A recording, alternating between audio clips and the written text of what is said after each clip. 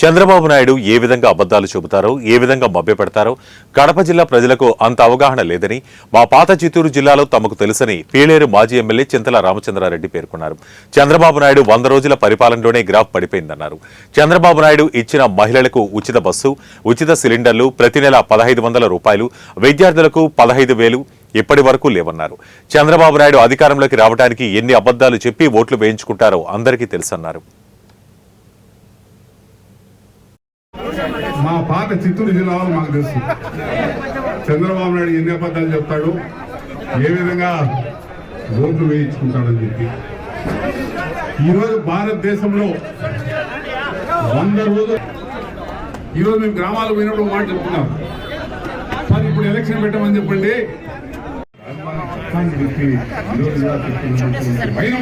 ఈరోజు మన ప్రసార మాధ్యమాలు మరి ఇప్పటికే మీరు చూస్తే 100 రోజుల పరిపాలనలోనే చాలా ఈరోజు గ్రాఫ్ పడిపోయింది.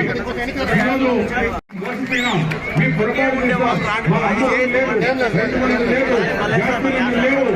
మరి బస్సు లేదు. మరి చంద్రబాబు నాయుడు పూర్తిగా చంద్రబాబు నాయుడు గారు ఏ విధంగా అబద్ధాలు చెప్తాడో, ఏ విధంగా ప్రజలను మద్దపరుస్తారో చెప్పాలంటే కడప జిల్లా వాళ్ళకు అంత అవగాహన లేదు. మా పాత చిత్తూరు జిల్లాలో మాకు తెలుసు చంద్రబాబు నాయుడు ఎన్ని అబద్ధాలు చెప్తాడు, ఏ విధంగా